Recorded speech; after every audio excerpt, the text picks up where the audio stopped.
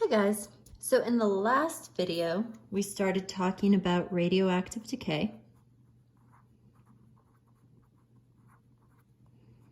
Today, we're still going to be talking about radioactive decay, but we're going to go into more detail. So today, we're going to talk about the types of radioactive decay.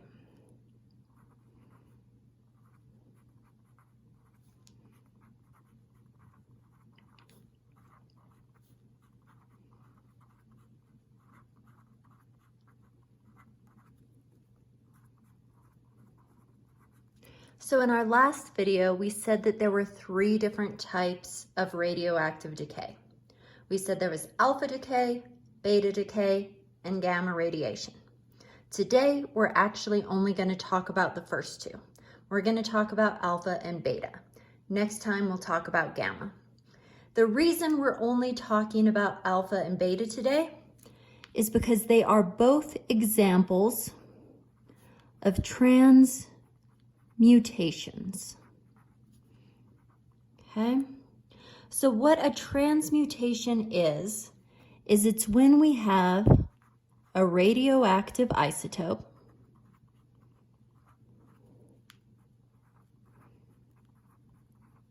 and what's going to happen to it is it's going to undergo radiation, and what it's going to do is it's going to change from one element into a completely different type of element. Oops.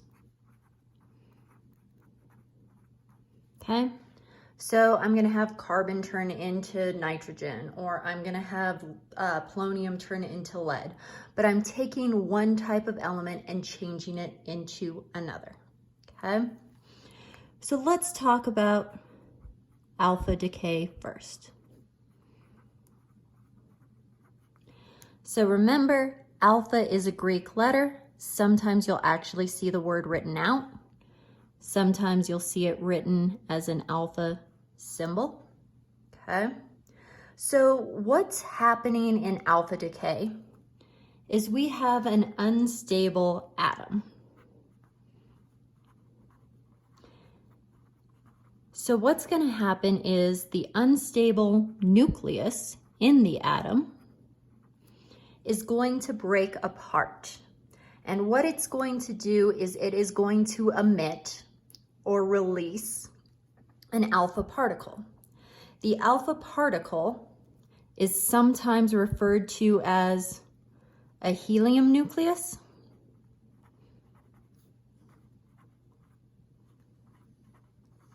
And the reason that we call it a helium nucleus is because it contains 2 protons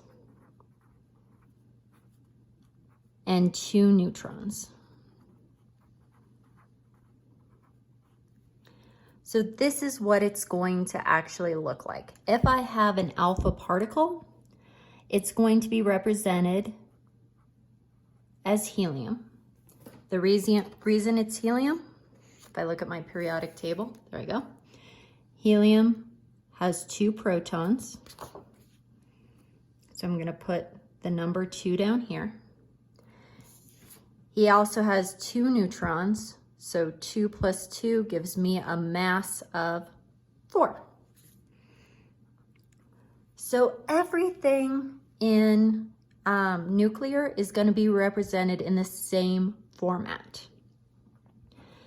The atomic number, or my number of protons, is going to be on the bottom.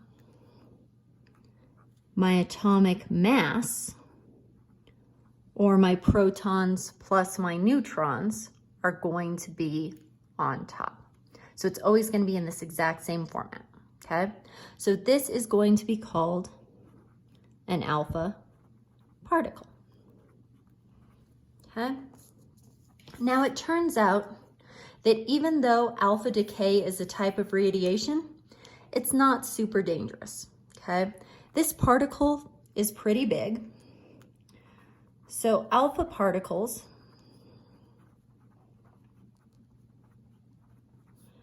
are relatively large,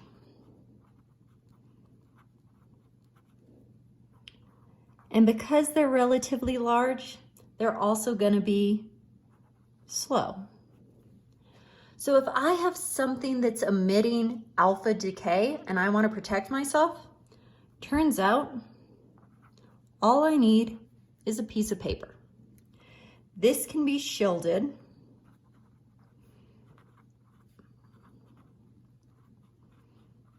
by just a regular piece of paper.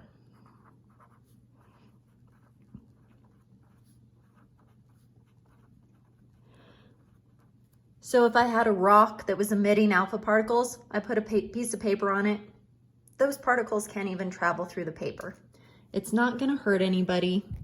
It can't pass through my skin.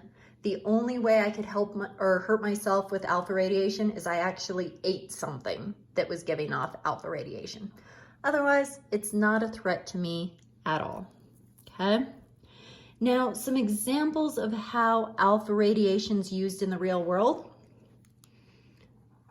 would be smoke detectors. Smoke detectors use americium 241. That's a radioactive isotope, and he's going to give off alpha particles. Well, those alpha particles are trapped in the smoke detector, just hanging out. When the smoke goes up into the air, it reacts with those alpha particles, and that's what the detector actually picks up. So this is an example of radiation that you have in your house right now. Not dangerous, not a big deal, but it's right there. If you know someone who has a pacemaker is something that's implanted into your chest and connects with your heart. Usually people have them put in after they've had either a really bad heart attack or a couple heart attacks. But what it does is if your heart stops beating, or if it's beating irregular, it actually gives your heart a little shock to keep it going. Now, we want to make sure that that works for the entire lifespan of the person. So we want to make sure that the batteries aren't going to just die. We can't replace the batteries of something in our chest every couple of years. So we want to make sure that there are long-lasting batteries. In pacemakers, we actually use plutonium 239. Again, the alpha radiation it's giving off is going to be blocked by the actual casing of the pacemaker, so it doesn't cause any problems with the body and everybody's fine. Okay? Here's the way alpha radiation looks. So let's take polonium, and let's say that I have a mass of 218 and that I have 84 protons. If he undergoes alpha decay, he releases an alpha particle. So this is going to be He 4 and 2. Okay, this is my alpha particle. I write it exactly like this every time. Okay, now he's going to make a new atom. Here's what I do. Since it's 4 is on top, 218 minus 4, because it went away. This will become 214. I lost 2 positive protons. I lost 2 neutral neutrons. So my mass decreased by 4. I'm giving up 2 positive protons. So my atomic number also decreases by 2. So I subtract 84 minus 2. And I get 82. Well, now I'm going to have a completely different element. And the only way I can figure out what that element is by looking at the periodic table. Now, because different isotopes have different masses, this number is not going to be helpful.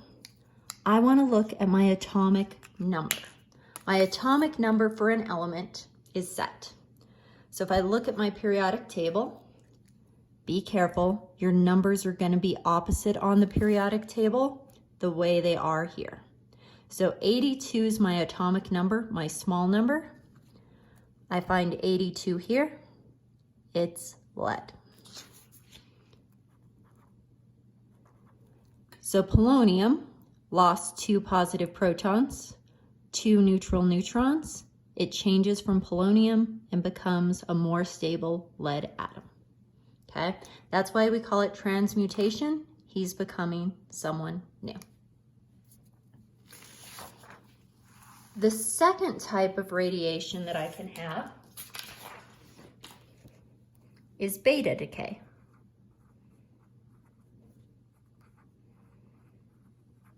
Again, beta is a Greek letter, so sometimes you'll actually see the word written out. Sometimes you'll see it as the letter B with a little bit of a tail. That's the Greek symbol for beta. Okay, so what's happening in beta decay is instead of losing a helium atom, what's going to happen is one neutron is going to turn into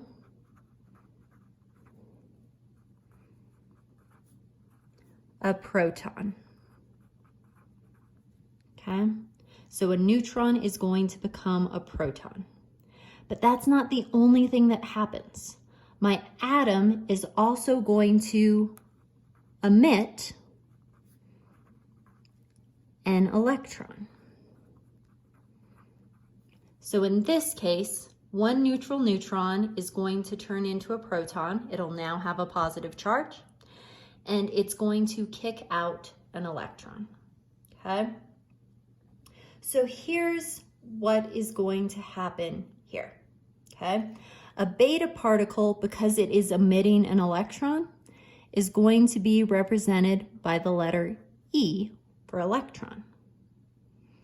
It's going to have a 0 up top because electrons have no mass. Remember, electrons were teeny, teeny, tiny. They were so small, they don't contribute to the mass, so that's going to be a 0. The bottom, I'm going to write this as a -1 because electrons have a negative charge.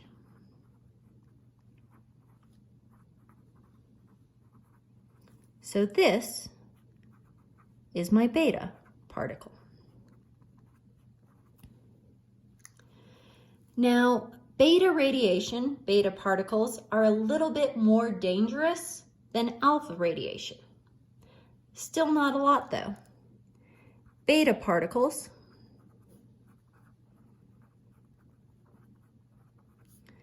can be blocked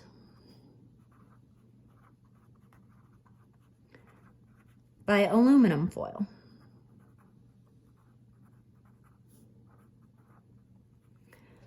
So all I have to do is take a regular sheet of aluminum foil from my kitchen, put it over whatever's giving off beta particles, and I'm safe.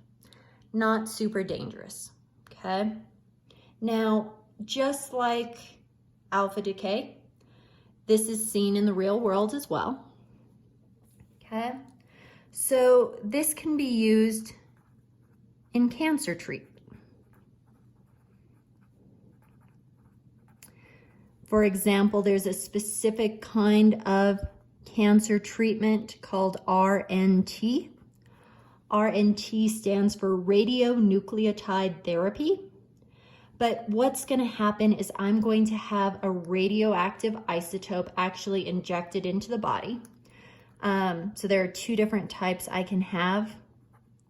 I can either use lutetium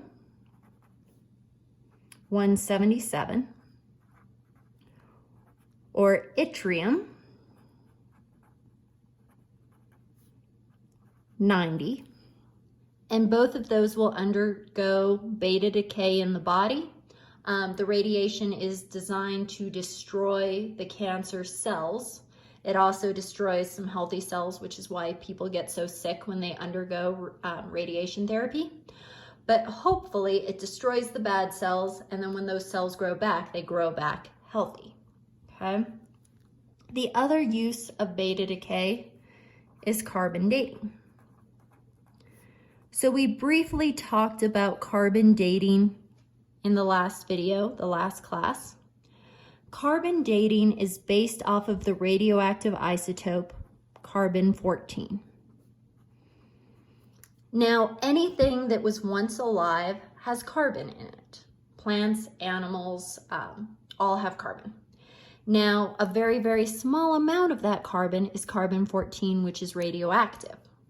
If you test a sample to find out how much carbon-14 is in the sample, you can figure out how much has decayed over time, and you can work backwards to figure out how old the sample is. So for things like mummies or for fossils, we can actually tell how old dinosaur bones were based on how much carbon-14 is still remaining, okay?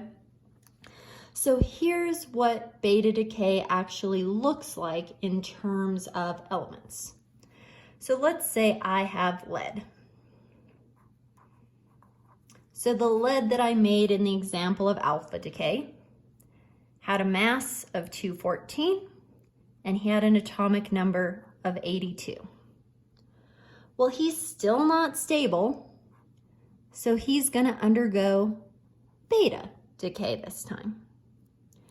A beta particle is an E with a 0 and a -1. Just like last time, I subtract the numbers up top, subtract the numbers on bottom. 214 minus 0 is still 214. The mass does not change in beta decay, so that stays 100% the same. The bottom, 82 minus 1, minus a negative becomes a plus. This will actually become 83. The reason that this is getting bigger, this was my number of protons. Remember, in beta decay, I have a neutron becoming a proton. So I have one more proton than I started with. Just like last time, I'm gonna look at that number there, my number of protons to tell me my element. I'm gonna find 83 on the periodic table. And so now, in this transmutation, lead turned into an entirely different element. He is now bismuth, okay? So both alpha and beta decay involve transmutation. An unstable atom is going to emit a particle and become a more stable new element, okay?